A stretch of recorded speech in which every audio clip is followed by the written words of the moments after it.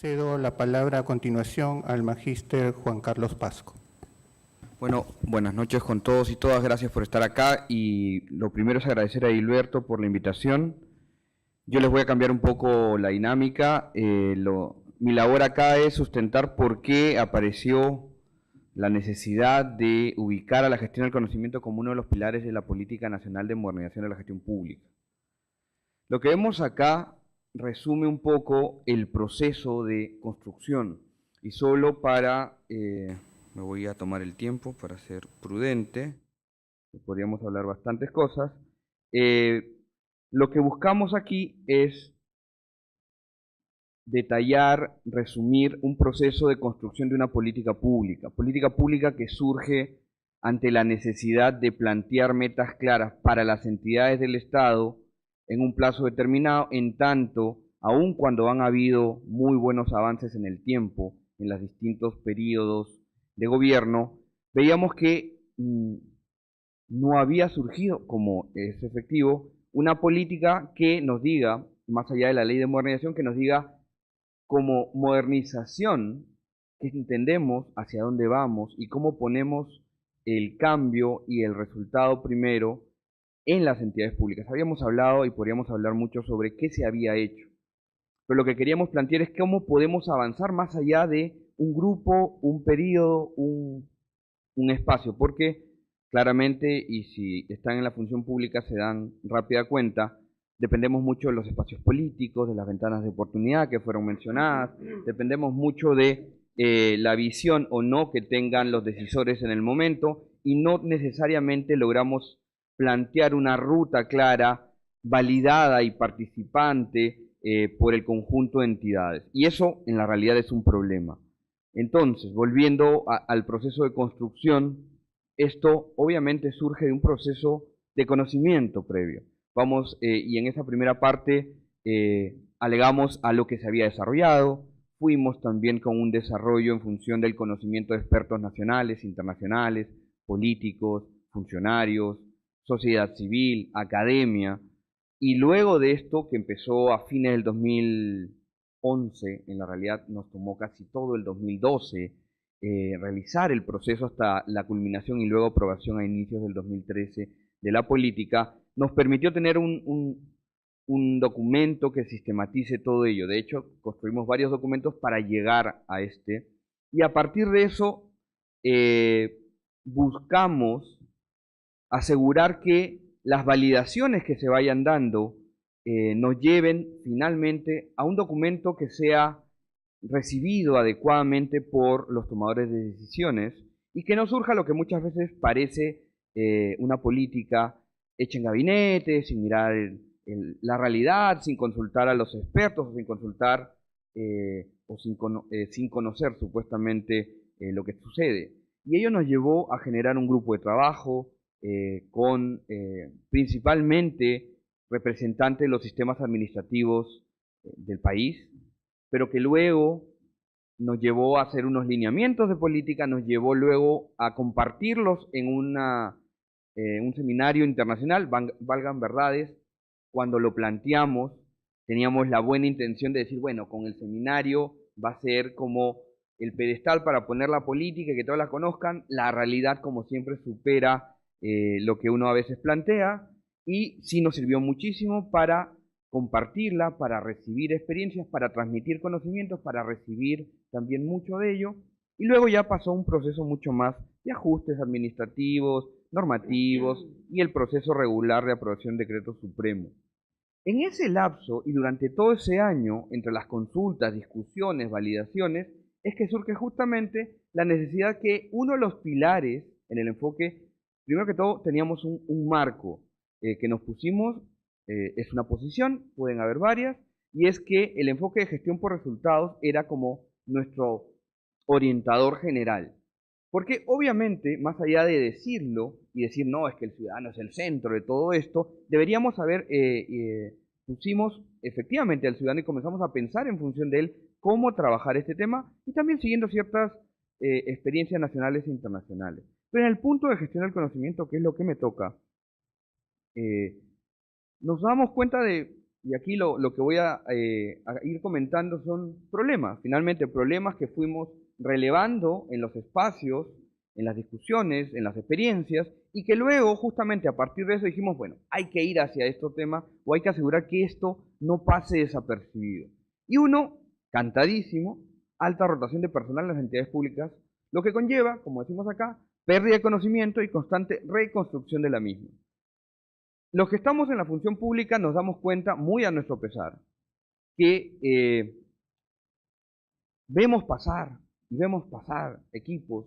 Es más, si ya nos ponemos en casuística ahí, tomando, probablemente deberíamos trabajar algún caso ahí con los casólogos, ¿no? Nuevos términos que van apareciendo algún día en la RAE. El punto es que hemos encontrado casos hasta donde, por ejemplo, en un municipio, por citar algo, pero no vamos a poner nombres, se va el gerente, no solo se va el equipo que él llevó, sino se va todo lo que ellos construyeron y de verdad, literalmente todo, hasta el expediente físico, más allá que eso sea ilegal, lo que termina influyendo es en una pérdida total del conocimiento generado y luego nos va a llevar, obviamente, a curvas de aprendizaje para los nuevos equipos y es todo un ciclo que nos va demorando demasiado, ¿no? Ahí eso es cuando hablo de la reconstrucción del conocimiento. En tanto lo podamos reconstruir, hay cosas que nunca se van a recuperar. Luego, algo que salió, y a buena hora que los ejemplos de Sindermin, por ejemplo, ¿no? Podíamos partir de culturas institucionales que no impulsan o no incentivan espacios de apertura al interno de las organizaciones para compartir y acceder al conocimiento y las prácticas que generan mayor valor público. Sindermin plantea un ejemplo de lo inverso a lo que estoy diciendo yo, pero probablemente, y muy a nuestro pesar, todavía las prácticas de Sindermin no son el común denominador en el Estado, muy por el contrario. Y también se mencionó al inicio de esa exposición, cuando decían que no es una práctica regular el compartir la información. Al contrario, el malentendido de esto de la información es poder, pero es mi poder y no lo suelto porque yo me vuelvo el cuello, el punto crítico que siento que si lo suelto pierdo poder, eso es irreal, al contrario. La co-creación de conocimiento y el compartir conocimiento te da más valor, te da más poder para influenciar, para generar cambios en la gestión.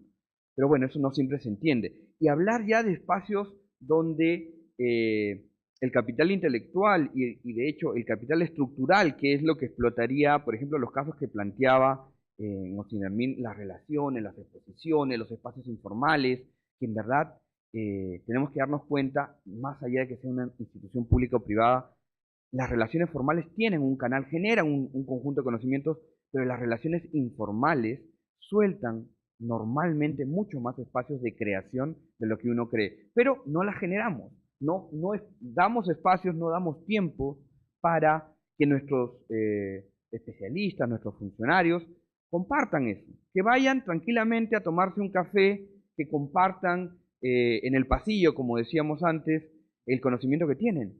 Y si uno quiere hacer un símil, ahí sí, con algunas empresas privadas, se va a dar cuenta cómo hay muchas empresas, ahora muchas más, que tienen dentro de su infraestructura espacios para relajarse un rato, espacios para lectura simplemente, o espacios para compartir en lo físico, más allá de que generan dinámicas claramente para que sus profesionales se den un tiempo para desconectarse del día a día y para tratar de crear algo diferente sobre sus temas. Obviamente esto puede ser bien usado o mal usado, pero el punto es que algo disparará, alguna idea traerá, alguna innovación podría ocurrir, y si se logra esa innovación disruptiva raramente que aparece, eso va a ser ganancia, ¿no? Entonces, pero no lo analizamos desde ese punto de vista. Otro espacio claramente es que hay una ausencia de estrategias de alcance organizacional para el desarrollo, adquisición y aplicación del conocimiento. Claramente, con Servir comienza a cambiar un poco el asunto, porque antes de Servir estábamos un poco a la deriva de una adecuada orientación de la gestión de los recursos humanos. Y si hablamos que el talento, la innovación, los recursos humanos son el cuerpo fundamental de las entidades, sean públicas o privadas, ¿por qué la dejamos tanto tiempo a la deriva? Entonces, ahora más bien lo que toca es justamente plantear rutas no solo para que nuestras áreas de recursos humanos, pero podrían ser otras, porque la gestión del conocimiento podría aparecer en cualquier espacio de la organización, se dediquen efectivamente a pensar en cómo mejoramos la calidad de vida de nuestros funcionarios. ¿Para qué? Para que también generen calidad en prestación de servicios. Más allá de tener estándares o no, el asegurar el conocimiento para que trascienda al equipo de turno, para que trascienda a los decisores de ese momento, va a generar un cambio que mañana, más tarde o temprano, va a llevar a mayor valor. Lo que generamos en el Estado, valor público, tiene que ser asegurado, no solo ser, como nos pasa a muchos, a veces la fotografía del momento o el equipo exitoso que logró un cambio, 2 años después, esa desapareció como una práctica y así no se genera valor.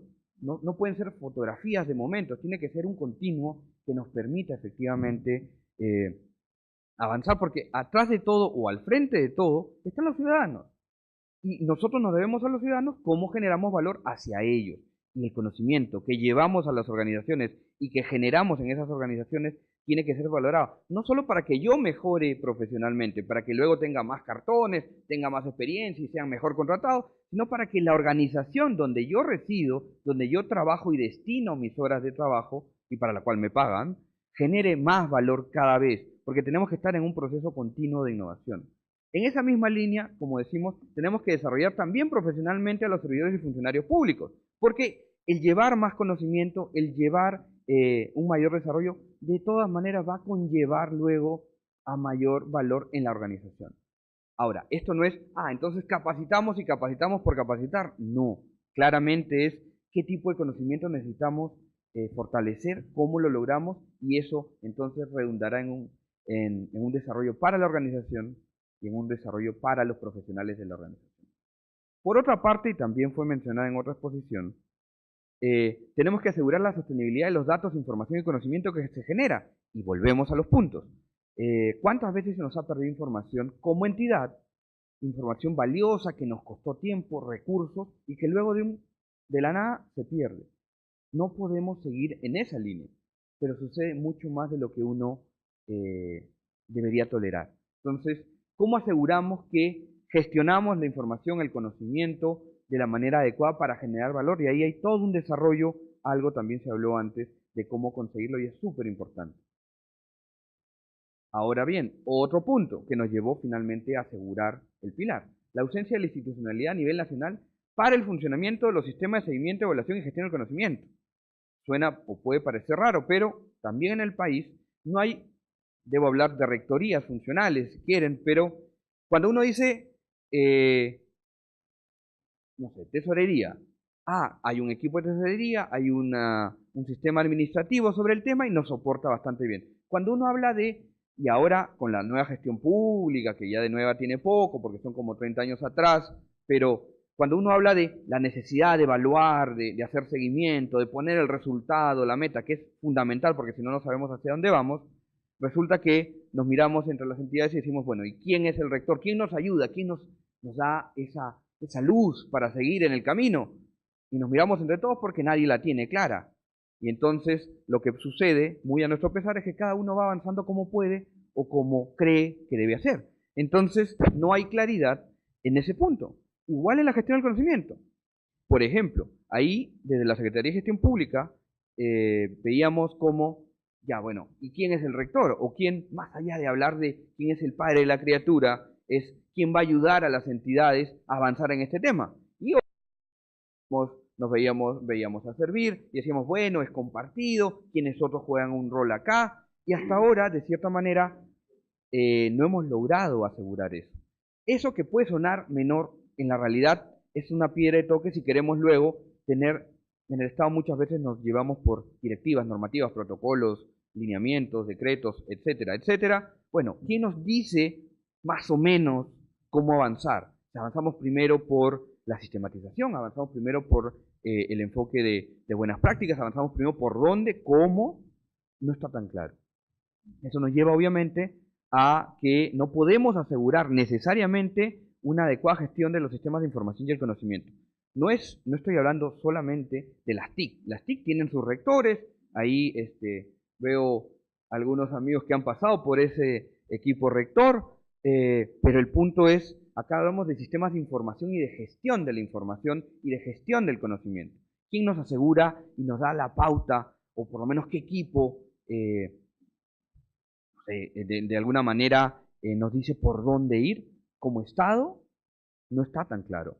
O cómo aseguramos un sistema de recojo, de transferencia de buenas prácticas para asegurar que las lecciones aprendidas de la propia experiencia se registran, evitando repetición de los mismos errores o búsqueda de soluciones a problemas que ya tienen solución en la realidad.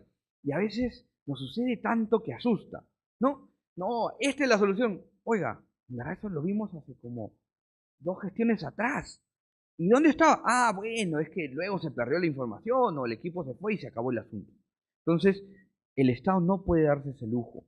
Y allí la gestión de la información, el posicionamiento de la misma, el asegurar que hayan repositorios, que haya gente que la conoce, que sabe dónde está, que puede efectivamente recrear este tema, sería fundamental. Allí ya creo que nos han dado buenos ejemplos y es muy importante avanzar más allá. Pero la buena práctica por la buena práctica tampoco, porque es muy bonito, sí, nos llevamos un premio, nos llevamos un cartoncito, qué genial, pero nuevamente, el punto no es la buena práctica, el punto es que se use esa buena práctica, que la conozcan más allá del equipo que la propuso, y que luego se le haga el seguimiento, ¿no? Porque si la buena práctica, nuevamente, es para la foto, no nos sirve. Como Estado no generamos valor allí. La idea, y esa es una de las cosas que dejamos en su momento, sí, efectivamente, por ejemplo, para nosotros, aunque no era lo mejor, sí veíamos que tener un espacio como un portal para generar buenas prácticas o almacenar buenas prácticas y gestionarlas y todo esto era súper importante. Y se construyó algo que sigue en un beta perdido por allí porque las nuevas gestiones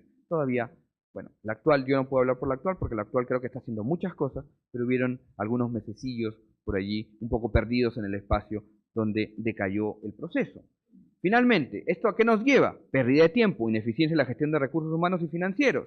Esto afecta a la gestión de la entidad y, sobre todo, no asegura la generación de resultados de cara al ciudadano, que es lo que finalmente buscamos. Entonces, en vez de perder tiempo, recursos y frustraciones, muchas, en los que estamos en la función pública, finalmente estamos cada vez con más capacidad para evitar la frustración ante avances no tan necesarios como los que esperamos. Pero bueno, cosas por el estilo, como las que hemos planteado, y podríamos seguir hablando, pero hay un plazo, y estoy casi por vencer ese plazo, nos llevó a decir uno de los pilares. De hecho, si vemos acá, el último pilar es justamente el sistema de información, seguimiento, evaluación y gestión del conocimiento. Y el punto es bien, solo para cerrar la idea, es bastante lógico. Si hablamos de una gestión por resultados, todo parte de objetivos claros, de metas claras que logren cubrir efectivamente la razón de ser de la entidad. Y allí aparecen las políticas públicas, los planes estratégicos operativos que nos tienen que direccionar adecuadamente.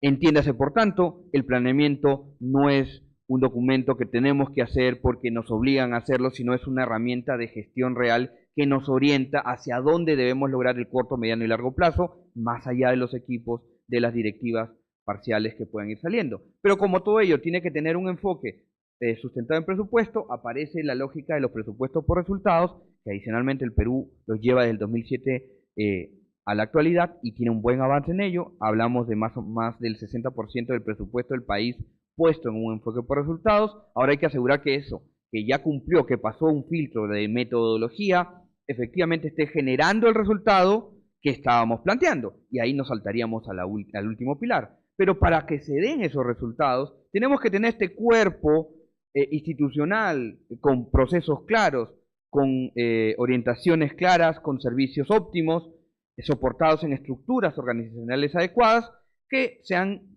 justamente sustentadas en qué? En nuestro cuerpo de un servicio civil meritocrático que bastante bien planteó Jano, y eso, que es fundamental, tiene que luego ser verificable a través de sistemas de información, de monitoreo, de gestión del conocimiento, y si eso se logra, vamos seguramente a estar avanzando, cosa que además, y ahí vemos los 3 ejes transversales, un gobierno abierto que nos dé transparencia, que nos dé participación, que comience a generar espacios de participación. El gobierno electrónico como uso intensivo de tecnologías que el Estado necesita tanto y bien orientado, y esta articulación interinstitucional para que entre los niveles de gobierno hagamos las cosas como debemos hacer y no nos dupliquemos o suplantemos acciones de otros. Entonces, solo para terminar, el sistema de seguimiento, evaluación y gestión del conocimiento surge como este pilar bastante más novedoso que el resto, y lo cual lleva o conlleva a un reto muy grande, porque podemos decir la importancia del tema, podemos seguir planteando casos, pero mientras no lo logremos llevar a la médula de la gestión pública, muy poco vamos a avanzar, y allí sí tenemos un gran reto, porque adicionalmente la gestión del conocimiento a nivel del ámbito público, a nivel de Latinoamérica, está todavía en pañales. Entonces podríamos ser ejemplos, casos, ¿no? Donde demostremos que esto genera valor, porque claramente genera valor, pero está todavía muy poco discutido, cuando en la realidad debería estar bastante más desarrollado de lo que quisiéramos, de lo que tenemos ahora. Pero bueno, lo dejo acá y podemos seguir viéndolo en las preguntas y demás. Muchas gracias.